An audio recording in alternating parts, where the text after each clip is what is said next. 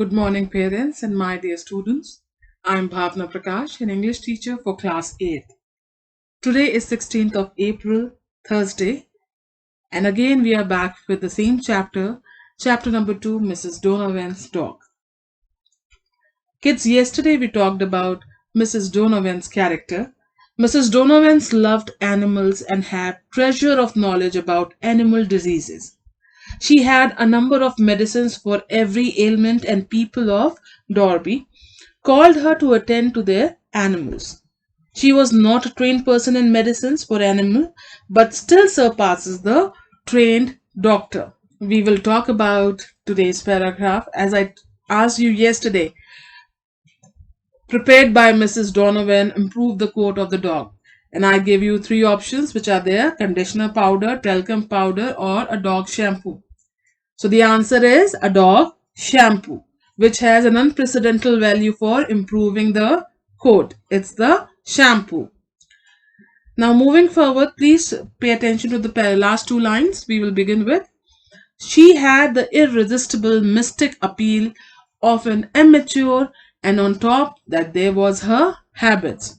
Now these two lines have 3-4 terms that may be difficult for you to understand.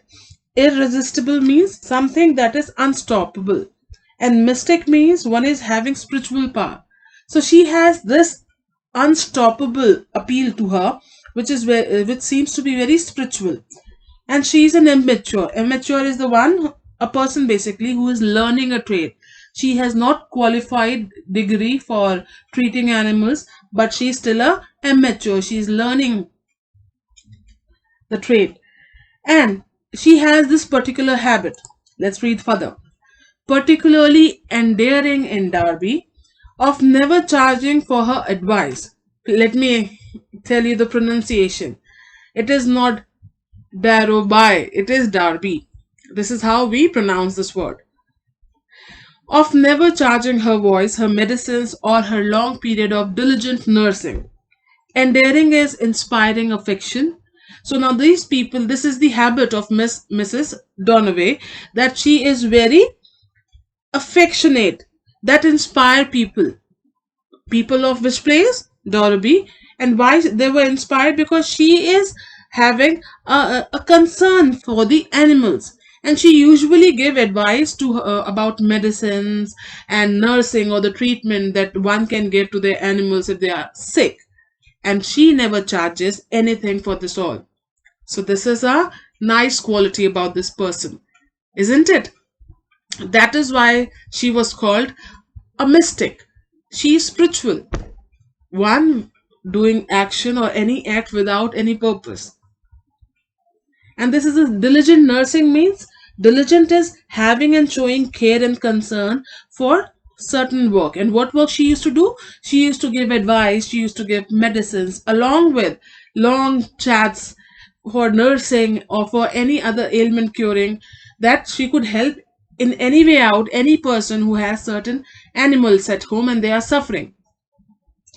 Since she inhabited the street of Derby all day and every day, I often encounter her, and she always smiled up at me sweetly and told me how she had been sitting up all night with Mrs. So and so dog, and I had been treating.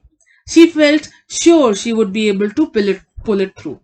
Now the author is in regular encounter with this lady, and she keeps on telling him what all things that she's been doing, which all dog she's been treating, and how she will be able to pull it through.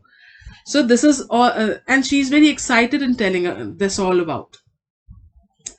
There was no smile on her face, however, on the day when she rushed into the surgery while scarified, and I was having tea. Miss Mr. Harriet, she gasped. Can you come? My little dog been run over. He slipped his collar and ran in front of a car. She murmured. He is lying in front of the school, halfway off Cliff and Drone. Please hurry. Now, meanwhile, Mr. Harriet, the author, was having tea with one of his colleagues. Meantime, she just ran and asked for the author and gasped when she's taking a breath and talking. And what she's saying, can you come with me? as my little dog has been run over. Run over means something has run over, trampling the dog. Now she is explaining what all happened.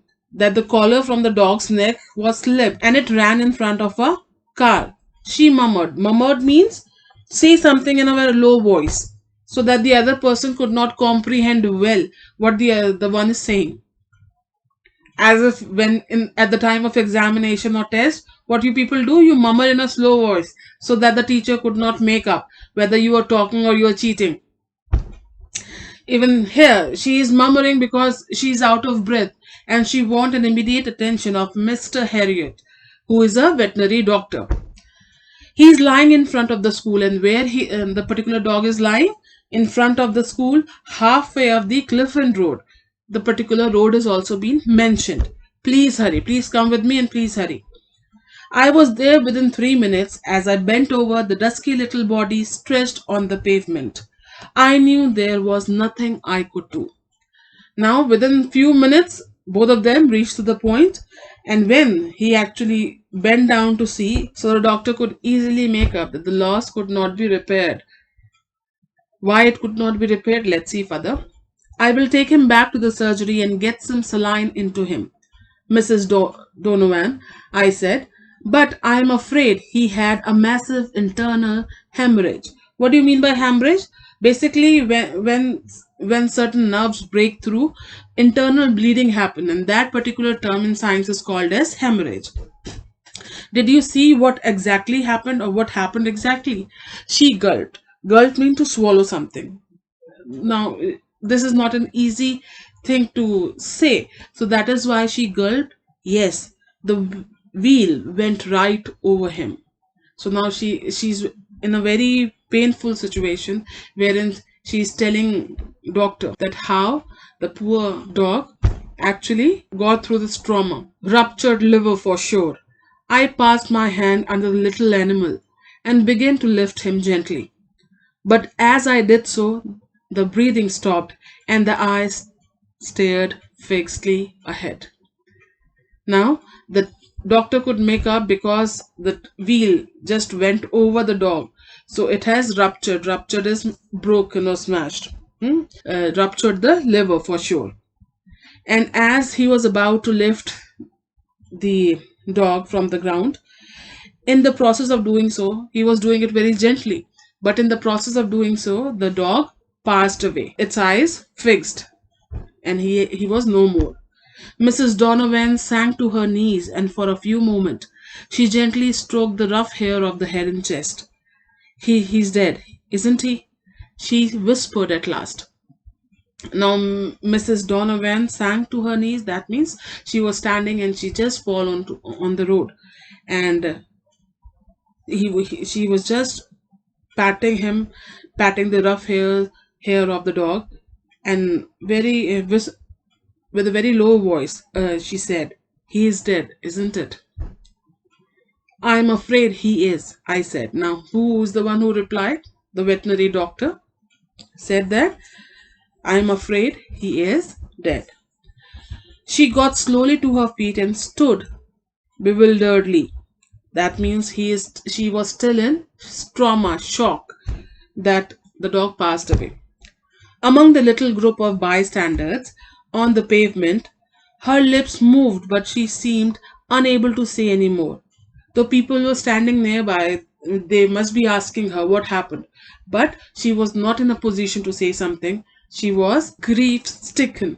She can't speak anything. I took her arm, led her over to the car, and opened the door. "Get in and sit down," I said. "I will run you home. Leave everything to me." Now the doctor was very polite. He said that sit in the car and I will drive you home, and everything you have to leave it on me. You don't have to do anything else. I wrapped the dog in the Calvin overall and laid him in the boot before driving away. So now the doctor wrapped the dog in the Calvin. Calvin is a cloth which is used for burial purposes, and he laid it in the boot space. You have a boot space at the back, right, in the car? So he placed it there. It wasn't until we drew up outside Mrs. Donovan's house that she began to weep silently, and she was crying, but silently. I sat there without speaking till she had finished. Then she wiped her eyes and turned to me. Do you think he suffered at all?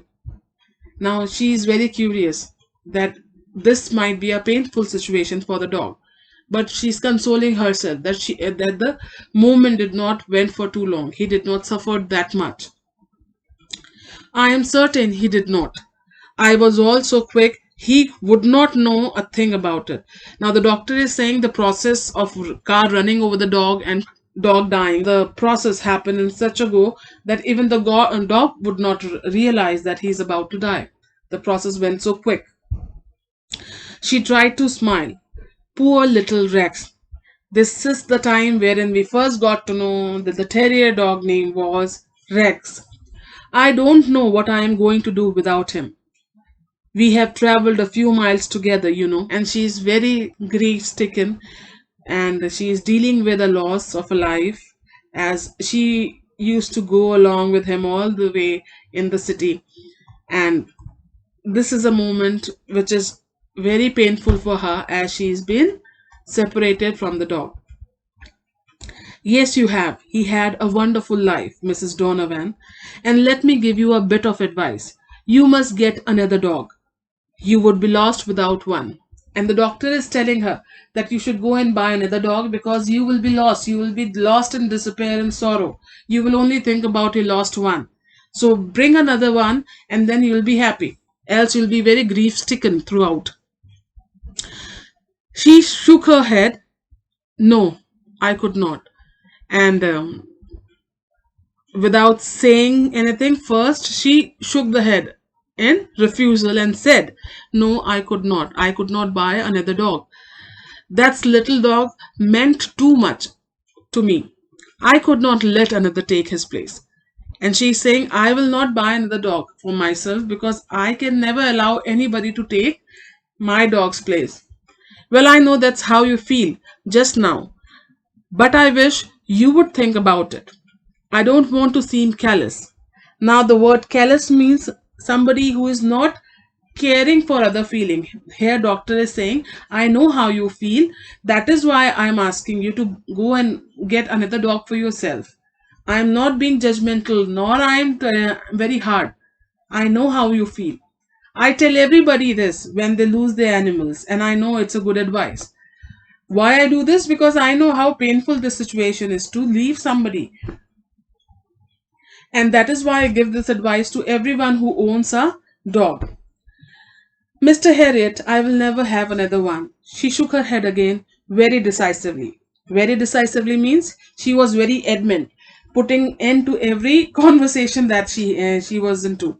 So she was very adamant that no, she will not buy another one, and this is it. I would not let any other dog to come on the way and take his place. Rex was my faithful friend for many years, and I just want to remember him. He is the last dog I have ever had. So now she's saying he was the last one, and I will never have another dog.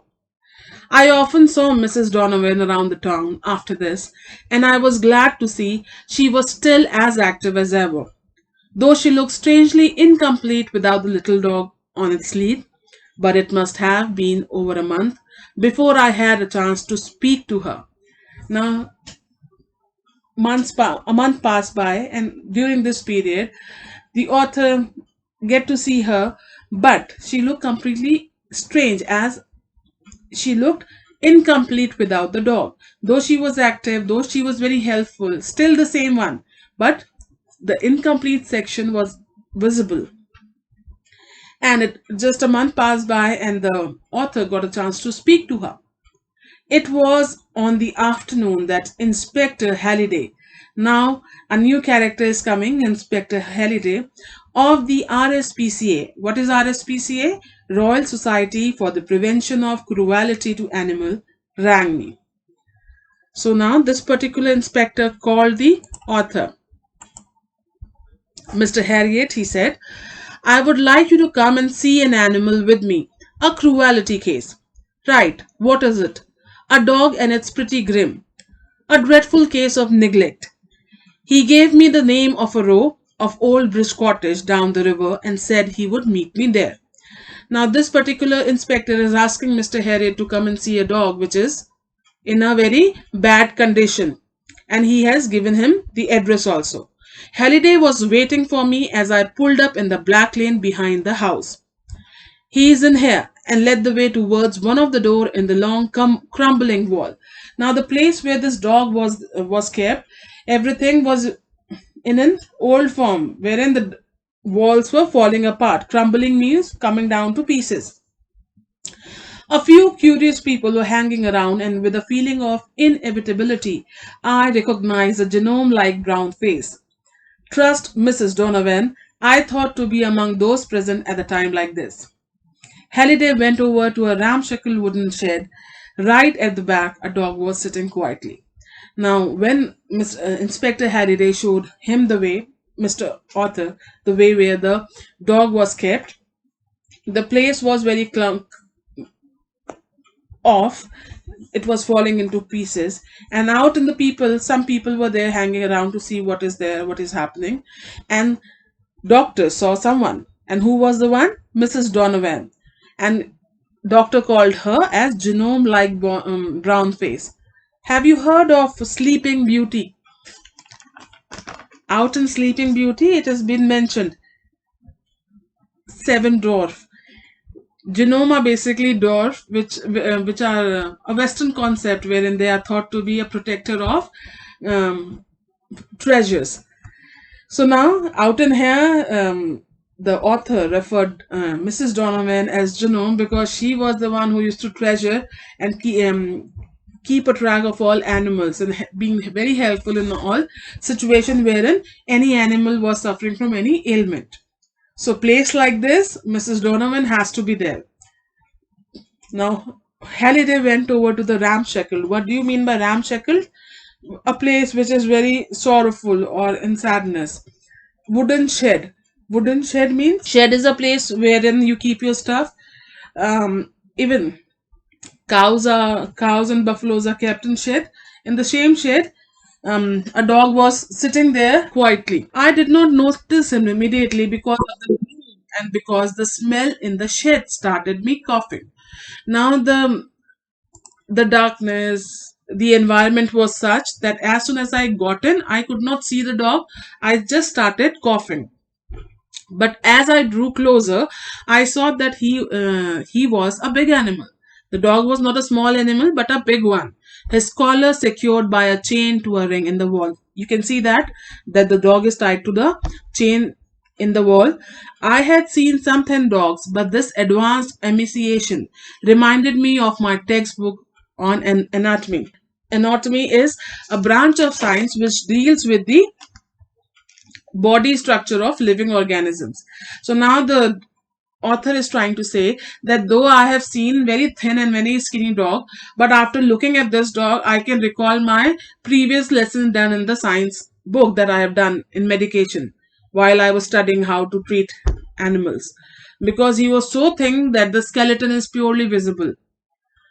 Nowhere else do the bones of the pelvis, face, and rib cage stand out with such horrifying clarity. Means you can see there is no fat, only bones and bones. A deep, smooth out hollow in the earth floor showed where he had lain, moved out, in fact, living for a very long time. So now, by looking at the place nearby, you can make sure that this is particular place he might be sitting for a long period of time, and he was not in a movement because he was secured from a chain. The sight of the animal had a stupefying effect on me. Stupefying means something very shocking or astonishing. Because somebody could be as thin and the bone so visible was very shocking for the doctor to see. The only half took in the rest of the scene, and I could only see the half portion and rest is all unseen.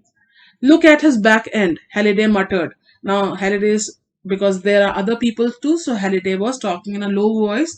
Look at his back end, the hip portion basically, because it is very damaged. I carefully raised the dog from where his sitting position. The hinder quarter is the lower section or the half section basically, where a welter of pressure source, wherein the infection was increasing. That's what welter means, which is increasing.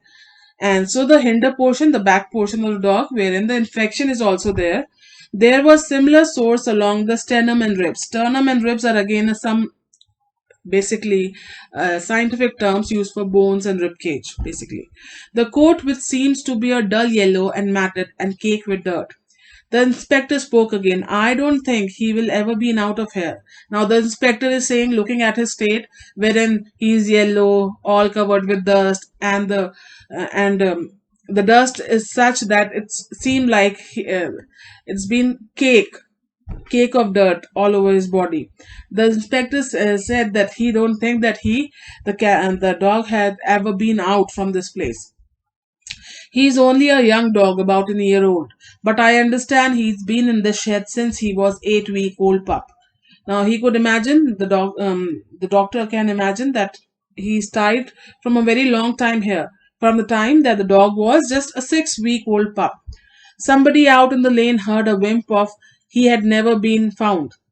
Wimp is again speaking in a low manner wherein the person is scared the inspector or the doctor will say something.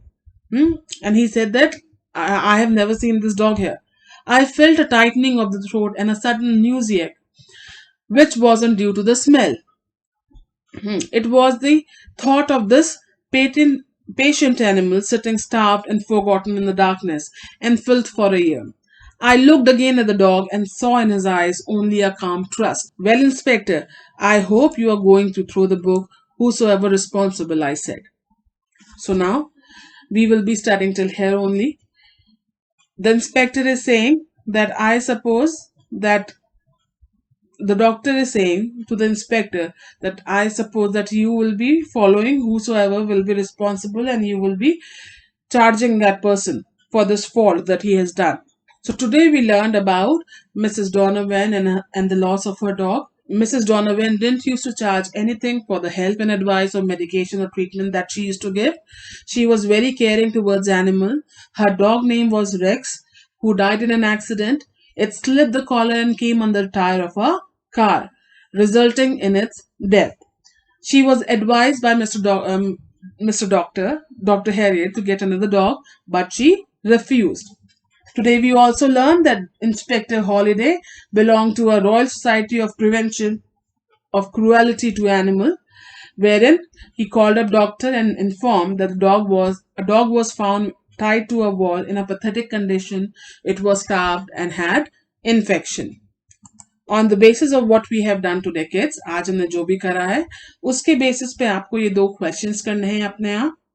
Alright, parents से मैं ये अनुरोध करना चाहूंगी कि वो अपने बच्चों को मोटिवेट करें कि वो घर पे बैठ के आज जो पढ़ाया है उसे पढ़ें दोबारा, और जितना भी होमवर्क कहा गया है वो करें.